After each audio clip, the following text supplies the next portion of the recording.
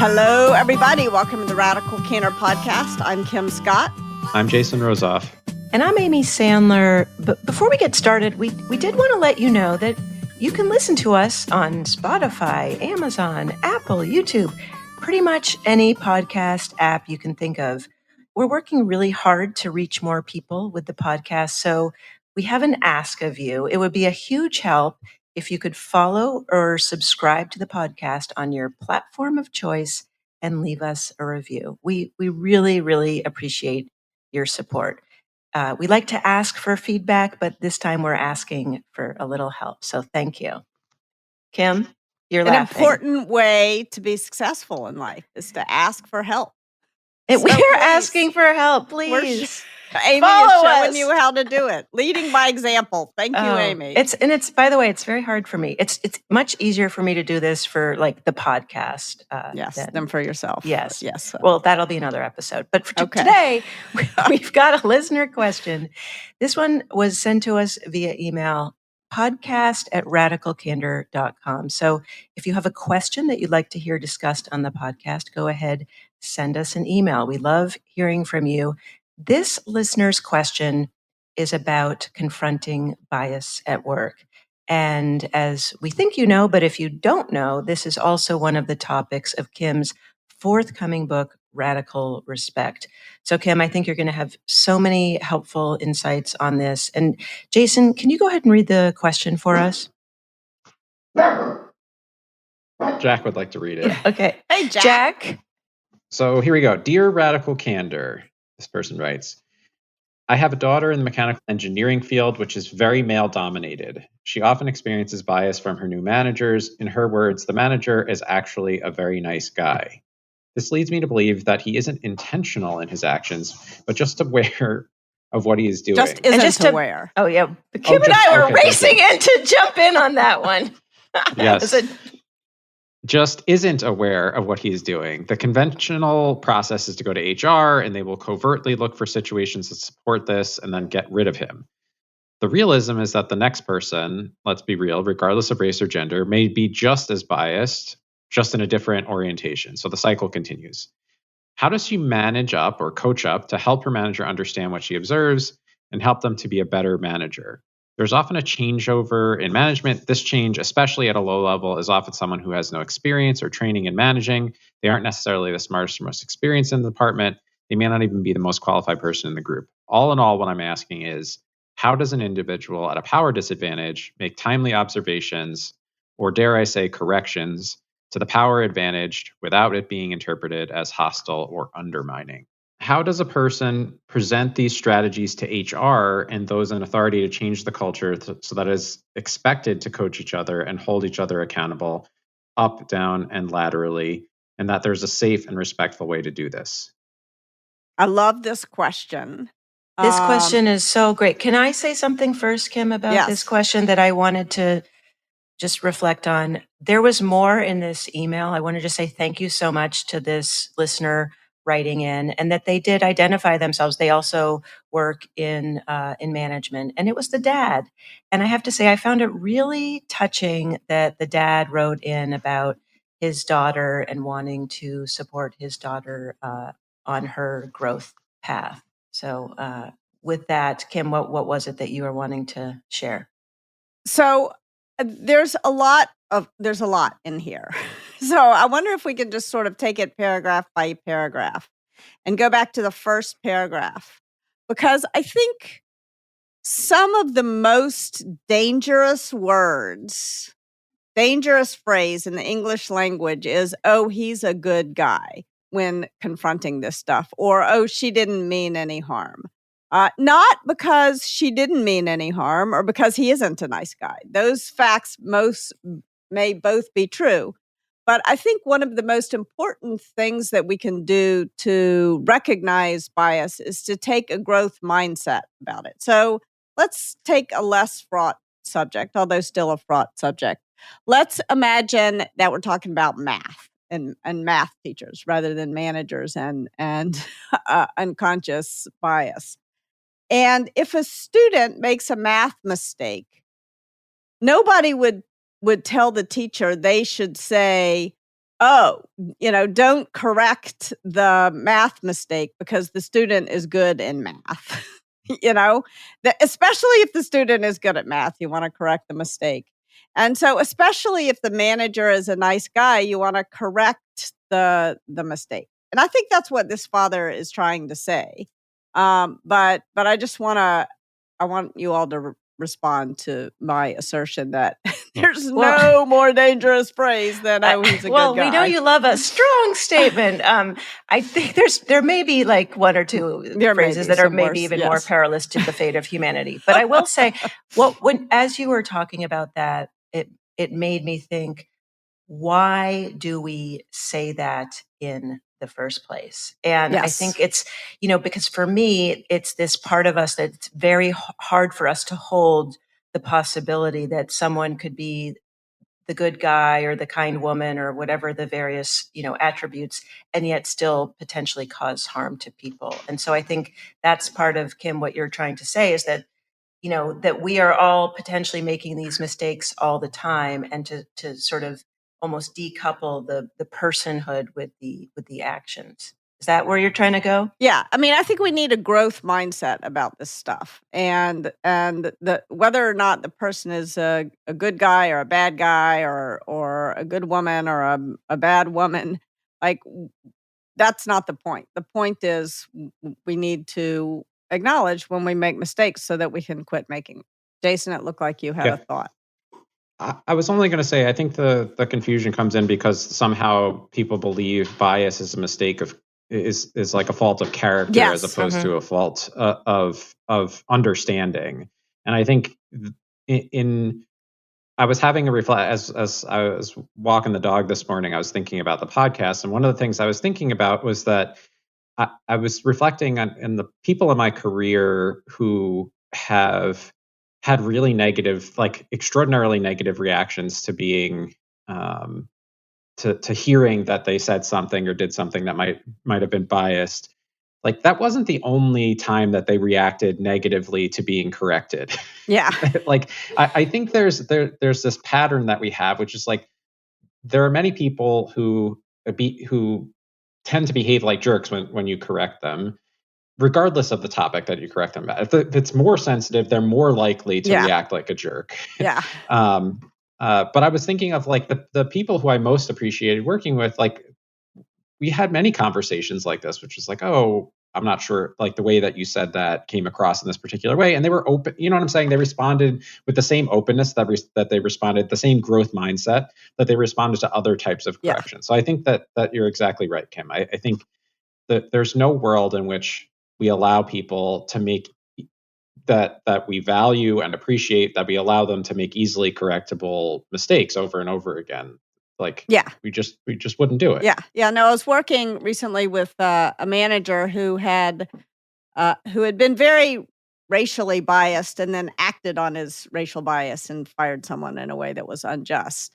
And when I talked to him about what had happened, he said, well, they said I was a racist, as though that let him off the hook for having said and done these racially biased things and then fired someone in a racially biased way. I'm like, well, that's racism right there. Like, I'm not saying you are a racist, but to act on racial bias and therefore fire someone is racist. Like, I don't know how else to tell you that, but that's what it is, Yep.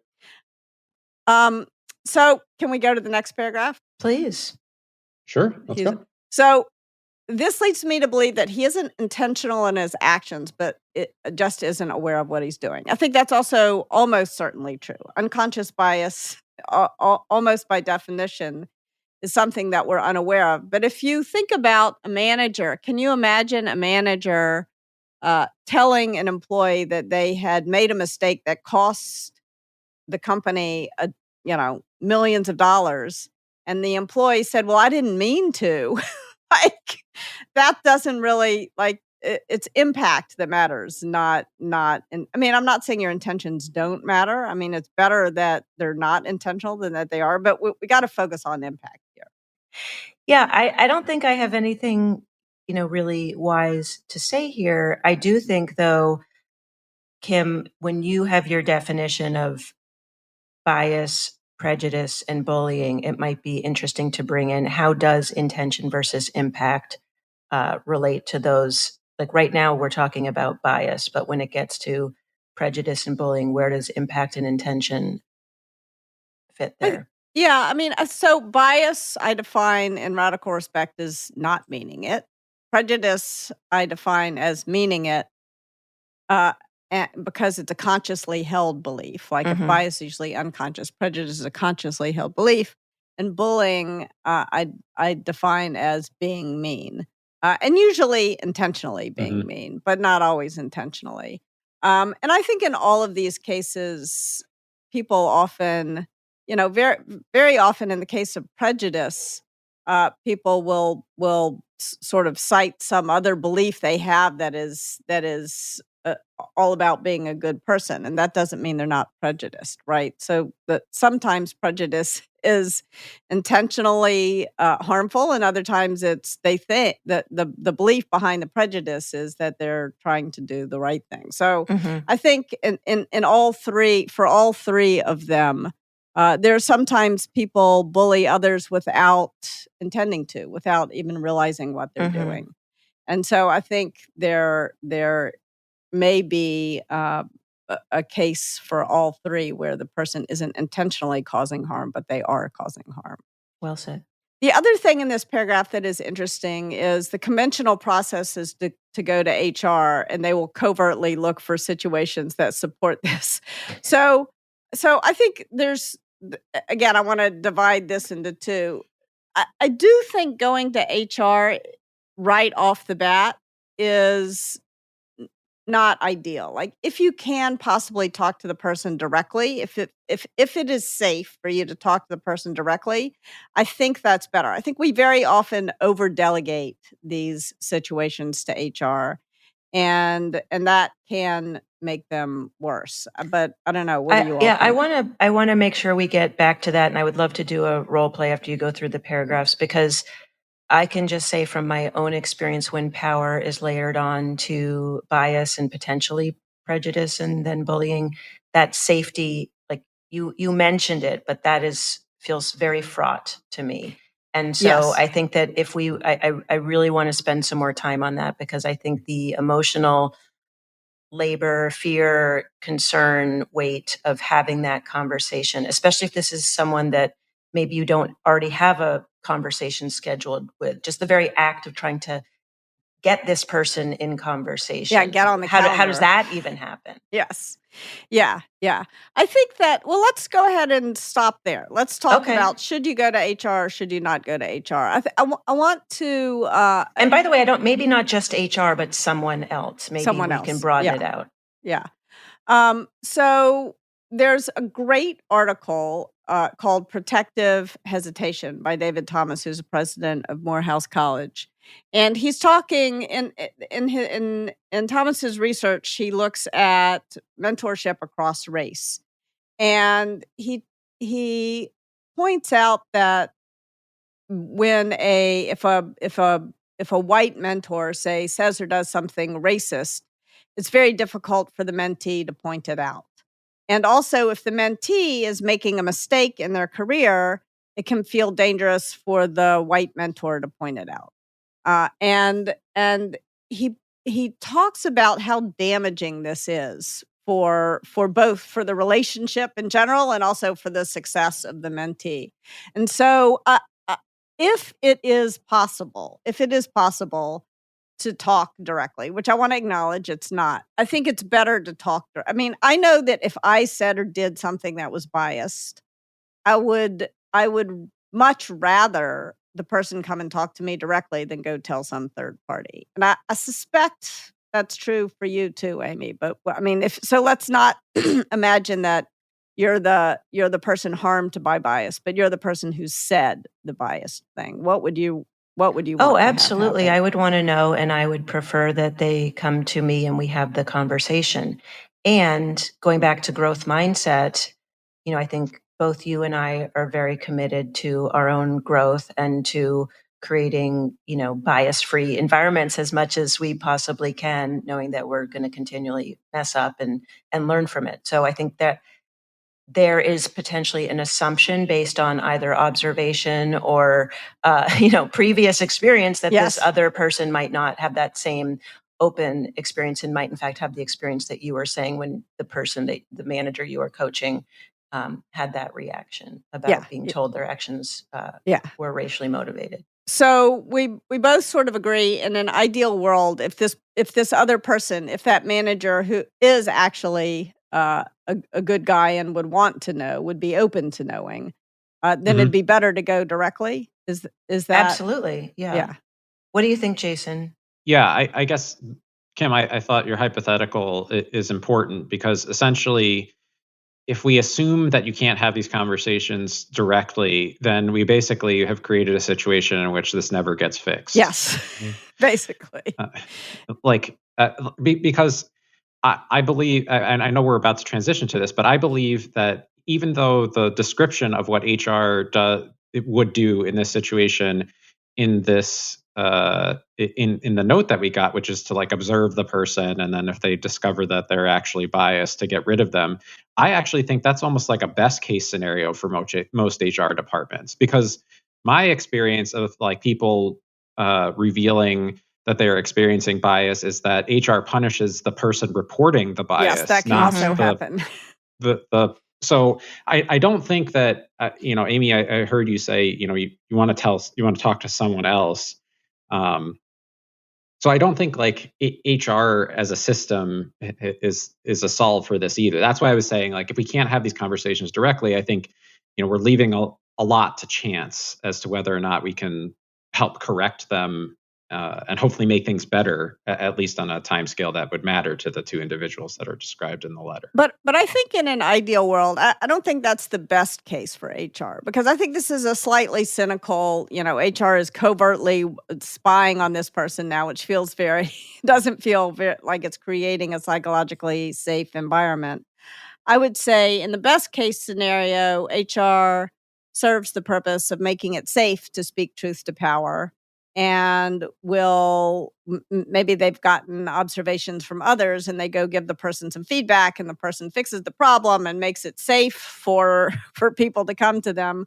There is that best case. And I have worked with some HR executives who do create that kind of best case environment for HR. So, but you're right. It can go wrong in the way that this person sort of cynically, they're going to spy on the person and then fire them without giving them a chance to learn.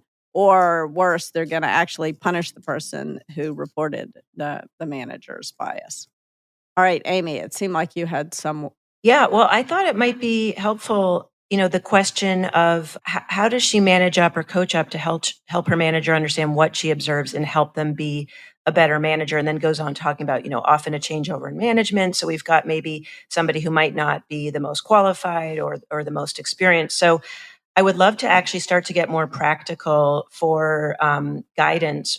In this case, the daughter in the mechanical engineering field, but I think we can transpose this to other situations. I would love to actually see in a role play, what would that conversation look like of what this young woman should say to her manager. So can I play the role of the manager, and Jason, you want to play the role of? That's what I was thinking. Kim could be a very nice guy. Mm-hmm. Well, we have to decide what the manager. One detail that may have been included in the original version, but wasn't included in our copy here, is what did the manager say or do that was biased? I can make it up, but I think the Jason character needs to know what they're. I need to know so that I can. You're gonna find out, because we're gonna role play, and I'm gonna say something biased right off the spot. See if you can notice it. All right. All right, what is the setup then that's in your mind, Kim? Where is this conversation starting with? We're just having a one-on-one meeting. Okay. Hey, Jason, I want to talk to you about your little project. Okay, sure. I think you're really, on this little project that you're working on, I think you're really sort of upsetting some of the guys on the team. You're coming across like kind of a tough broad. And it's making it hard for you to do your work. Yeah. Kim, it's a little hard. It's a little hard for me to hear this feedback, at least in the way that you're sharing it, for two reasons. One, right now the project doesn't feel little to me. It's like takes up almost all of my time. It feels like a pretty big responsibility. And two, I feel like part of my job. Is it too big for you? You think I need to get some help for you on this little project? Well, I feel like we shouldn't diminish the amount of work that it takes. I don't feel like I need help. Do you think I need help? I'm sorry you feel that way, that I'm diminishing it, because I don't know what I said to diminish that project. It's, you better get it done on time. I plan to get it done on time. But when you call it little, it makes it sound insignificant. Well, when you've had as much experience as I've had, you'll understand. You'll get the context. But okay, I'll call it your super important project. Jasona's super important project. Let's keep going. Okay. Well, and I think the other thing I was going to say is that, as a project manager, I kind of feel like it's my job to be tough, to make sure, like, as you said, I have to deliver this project on time. And so isn't it important for me to be tough? Not so tough that you intimidate the men around you so that they won't work with you. I mean, I saw you the other day. I appreciate the quality of the work you did was really good. But you were in a meeting and you were sitting there like with your legs spread. And that was just distracting for the guys. You should have had your legs crossed. Did the guys say that it was distracting? I saw where their eyes were going. I mean, they didn't have to say a word. Yeah, I feel like that's not my problem. Did you notice, were any of the guys sitting with their legs spread? Well, I mean, I know you're a good girl and you wouldn't be looking in their crotches, but boys will be boys. You know what they do. They're just going to look. I mean, you just have to accept this. This is reality. You're working with a lot of men. You got to cross your legs. If you sit with your legs spread that way, they're just going to look in your crotch. That seems like a pretty ridiculous and unfair standard to hold me to. I do think I'm good at my job. Look, and you're working with men, and you got to accept that you are a young woman working with a bunch of men, and there are certain things you just can't do. I'm going to pause us here. Okay. I had to hide your face because you were making me laugh. All of these things, by the way, have been said to me. I'm not just making them up. Yep, I believe it. I don't even know where to start. I will say, Kim, you embodied that role so well. Plus the Southern accent that really started coming on strong about halfway through I feel like you moved through the trajectory of like bias, prejudice, moving into bullying, then then into sexual harassment. You really covered. I was channeling someone who I believe to be a good guy who said all these things to me. But the impact was very frustrating for me. The impact is so frustrating. Jason, I thought you did so beautifully on that. And I wish we could almost like rewind the tape and pause in some of the moments, because I think there's so many great learnings. From your perspective, Jason, do you want to just start by sharing what was the first piece of bias that you felt was important to correct? The first one was like the diminishing the work. Mm-hmm. And I think that's like a really common thing that does happen by accident. Like, I feel like we got less and less like this is like a totally unconscious belief. Yeah. As we went through the conversation to like, maybe we're talking about prejudice, like various forms of prejudice. And the reason why I think it's so important to correct those things and to be corrected when we do them is like, in character, Kim, I thought you did a good job of this. Like, I have so much experience, and like, of course, this isn't a big deal. And like, it's really easy to get in your own head, and not realize that and I've been guilty of this also. Like, I think I've told the story on the podcast before of like me sort of like lofting this big project that I thought was, going to be exciting for this other person over the fence, and them coming to me like a week later in tears, telling me they hadn't slept, and basically saying, I feel like you've sort of set me adrift without a paddle on this project. And my goal was to set the person up for success. So I had like in my mind, I had sort of said, you can handle this. And I think, I don't think it's going to be a big deal for you. Like I'd set them up. I diminished the work in a way that made it feel like they couldn't ask for help. And as a result, it really set the whole project off course. So I had failed in my job as a manager. And I also failed. I don't think it was in this case particularly bias that was doing it. But the point is when we diminish work, we increase the likelihood of failure because it makes it less likely that the person is going to feel comfortable to come and ask for help if something is going wrong. And it wasn't like gender bias, Jason, but I think it was probably like experience bias. Like sometimes exactly. as you that's a good point. Progress along, in some sort of skill, you forget. Like that's why they say the best math teachers aren't necessarily the best mathematicians because they don't have an imagination of what it is not to understand the thing. And therefore, it's very hard for them to explain it.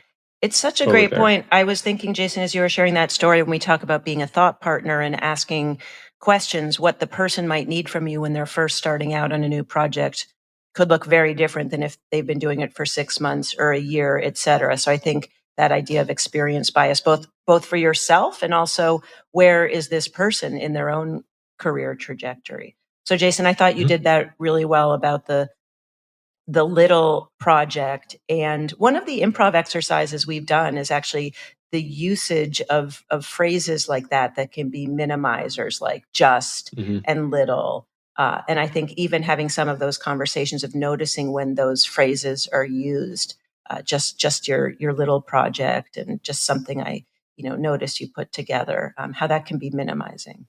I also want to call out another bias that probably I introduced into this role play that maybe wasn't as noticeable, which is a regional bias that we have. I think that, and I did this not because I'm biased against the South where I grew up, but because I was having a certain person in mind, which is why I slipped into my Southern accent.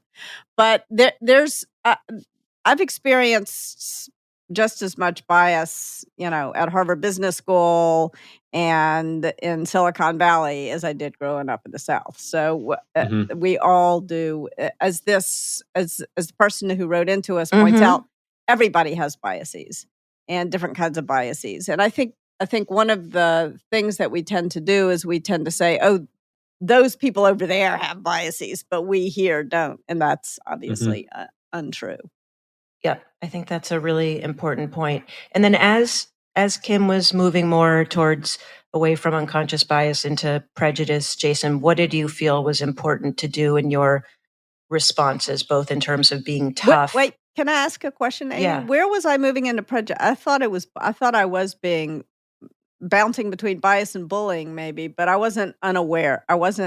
Well, I guess except when I said you're a woman and you got to understand how men are. Yeah. Okay, yeah. There was prejudice. A lot of gender prejudice in the discussion, which maybe was unconscious for the person that was saying it. I was truly embodying this. Yeah. Thank you for pointing it out. I didn't even realize.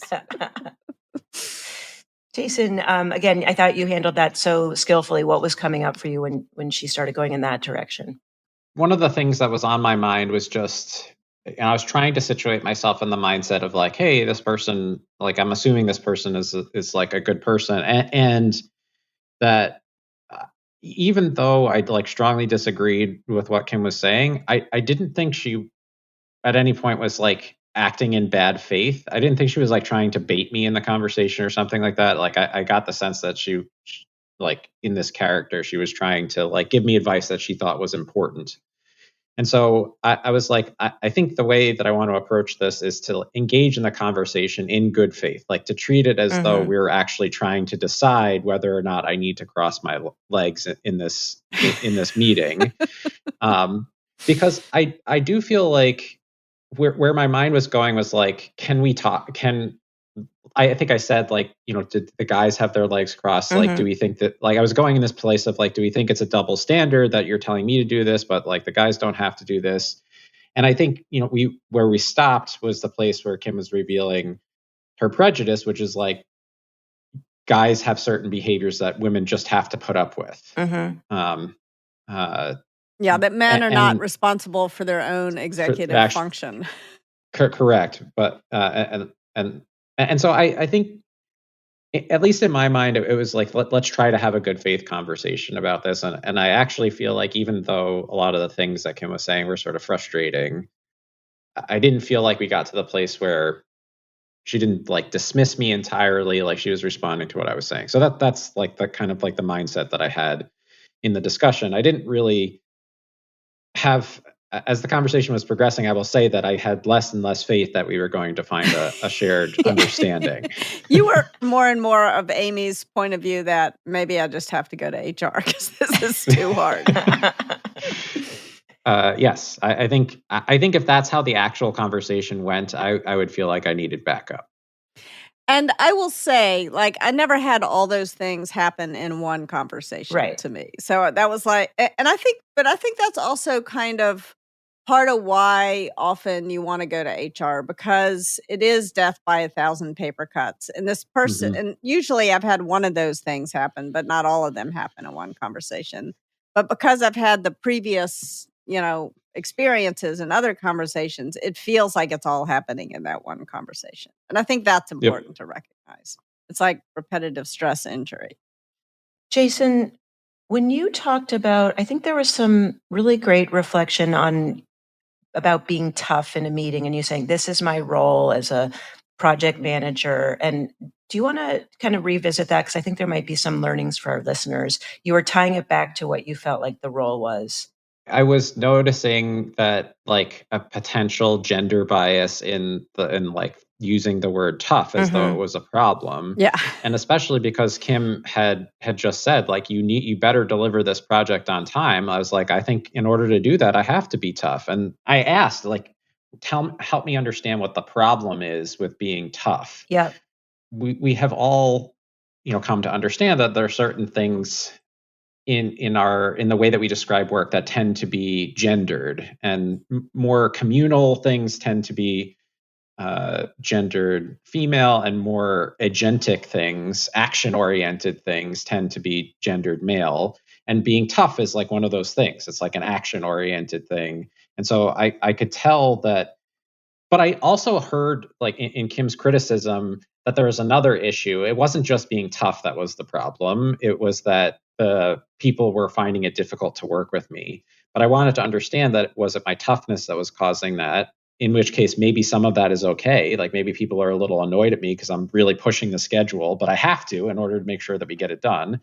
Or was there something else that was going on? Jason, that is such a great point.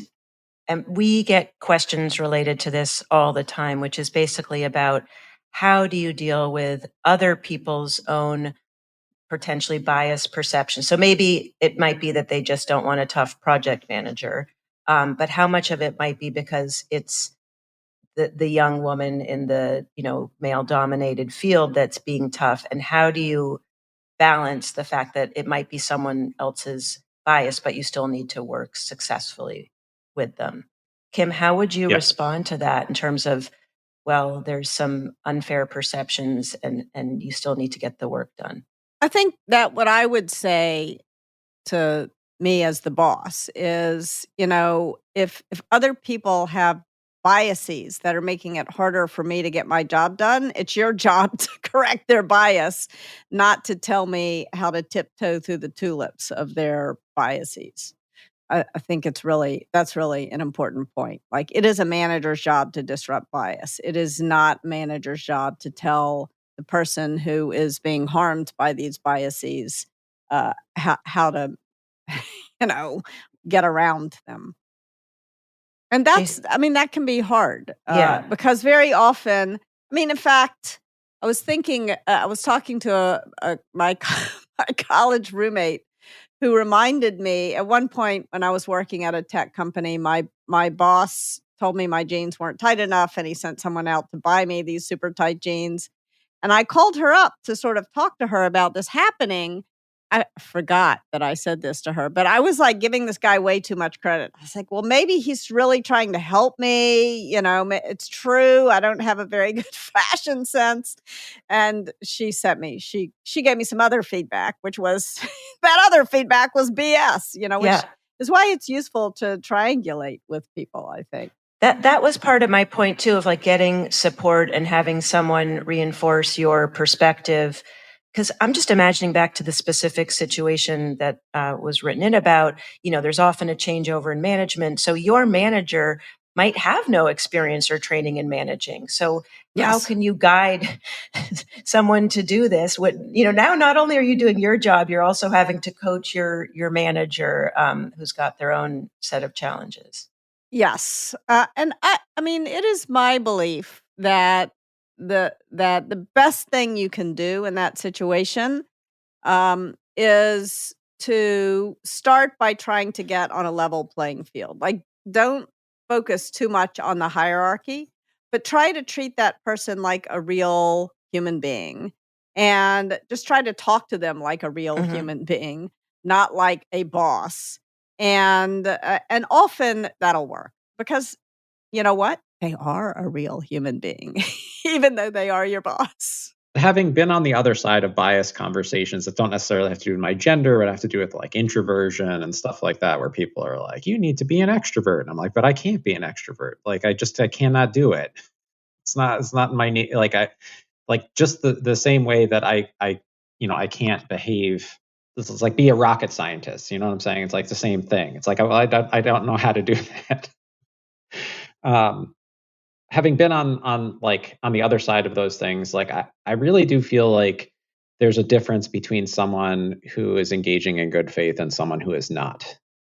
And there have been people who have engaged with me on those things in good faith and said some things very similar to like what Kim was saying, which is like, well, everybody else is expecting X, Y, and Z of you, and like, like you need to be this way because that's what it means to be a manager, and that's what they expect of you. And I'm like, I know, but I'm going to have to be a manager in a different way. And if we're having a conversation about like, okay, so how can you help me? Like, I have this problem, but I can't do the thing that you're asking me to do. Like, how can you help me? I think that lesson is like fairly universal, regardless of the topic, as long as the person is not like actively, this person, in the role play, Kim wasn't like trying to oppress me, like Kim as a character was trying to help me, but just doing it in a way that was very unhelpful. Jason, would you mind having a follow-up conversation with Kim as you're sort of going off of what Kim was saying, that it's a manager, but there's a human being there and you're giving them some coaching. That might not be the right word. Coaching is a fine word. Coaching does not have to imply hierarchy. I mean, I think me as the boss, if you came to me and said that it's not. In fact, I can talk a little bit about what I said to the person who I was embodying. Oh, yeah, that would be fantastic. Who really did want to be a good man. And he really did care about the people around him. And he said to me at one point, he said, if I just say what's really on my mind, I get in trouble. And he was upset about it. I think he was neurodiverse. Mhm. And I think, and he was raised in a particular way. And so it was a combination of these two things. And he was talking about someone he worked with who really frustrated him. And he went and he told her, "Oh, shut up," and said her name. And I said to him, "I understand you were frustrated by her. And in fact, I don't blame you for being frustrated by the situation that you were in because I knew all about it." But I said, "Have you ever said to any of your other colleagues who are men, 'Oh, shut up, Jack'?" And that got him to think. He was like, "No, actually, I haven't said that. I wouldn't have said that to the men, to my colleagues who That are is men." so interesting. Did you bring up your specific interaction with him, or it was more you were showing him through the lens of a different It experience, was like much something that easier for me to talk about a different situation. 'Cause yeah, yeah. and also he had come to me and asked me. He said, this thing happened to me. So he had made it much easier Okay, by asking for a little.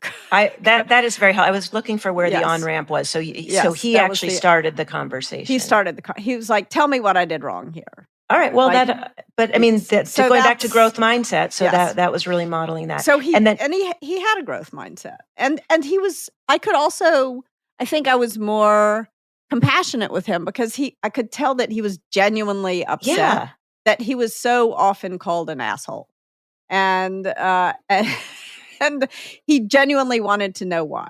Yeah. And I think you brought in a really important part about neurodivergence and how, really trying to understand where someone's communication styles are coming from. So I think just wanted to state that explicitly. Did you use that conversation as an opportunity to follow up on the genes? That was not my boss. This is not, no. This is different. So that's the same person. Oh, this was the channeling with my legs crossed. Yes, that was in the role play. Okay, that person. My boss who told me about the genes. I gave him. So did you? I'm sorry, just to go back. Did you go back to this one and say about the crossing the legs? I didn't, because it had happened years before. I had, we talk about technical debt. I had feedback debt in that situation. There was so much feedback debt, you didn't feel like you could go back there. And then there were other more important, like that conversation had happened literally 5 years before. That's really, and I'm asking because I think it's very helpful for people because we can really relate. Going forward, did you feel more permission to name those kinds of things? Like if the crossing conversation happened after you we had many, going forward, we maybe didn't clean up all the feedback debt from the past, but we didn't incur more feedback debt going forward.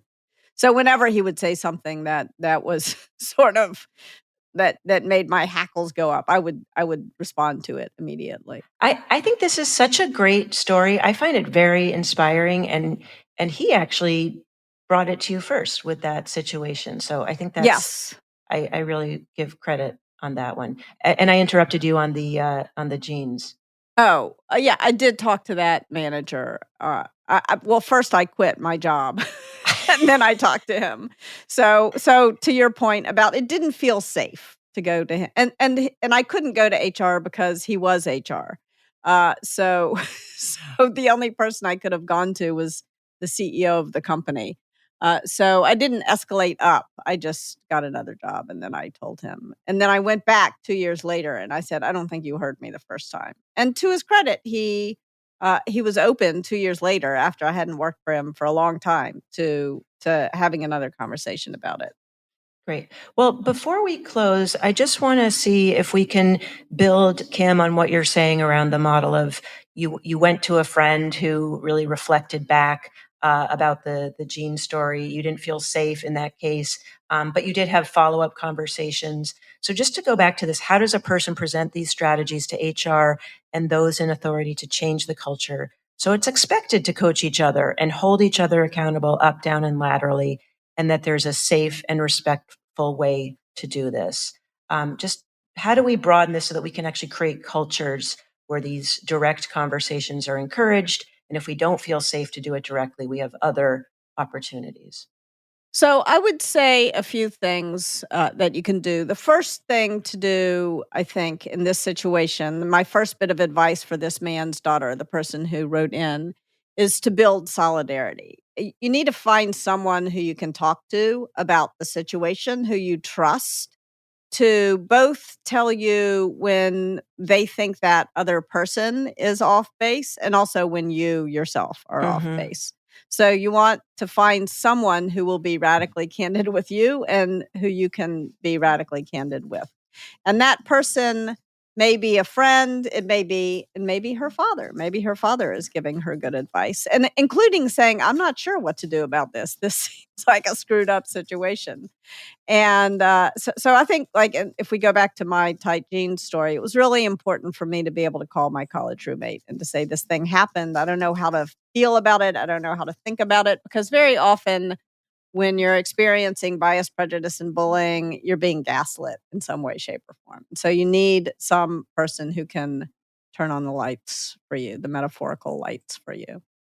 So that's number one. Number two, I would say, I think it's worth calculating the risk about whether or not it's worth having a direct conversation with the person before going to HR. I think most of us, including myself, have a bias to identifying the risk of talking directly. But I think if you pause and you think about the risk of not talking directly, not talking to the person directly, you may sometimes realize it's worth taking the risk, that there's a positive ROI for you. I'm not asking people to go out and put themselves in harm's way, but because my default to silence in this situation, in these kinds of situations, throughout most of my career, had a big impact on me. It left me feeling that I lacked agency to respond to these kind of situations, and that was really tough. That was really bad for me. And it also meant that I wasn't able to build relationships that were good relationships with managers, and that was very costly to me. And so I think step number one is build solidarity, find out, talk to people. Step number two, I would say to her, is think about the cost benefit analysis. Like, do the analysis. Is it worth trying to talk to my manager directly before I go to HR?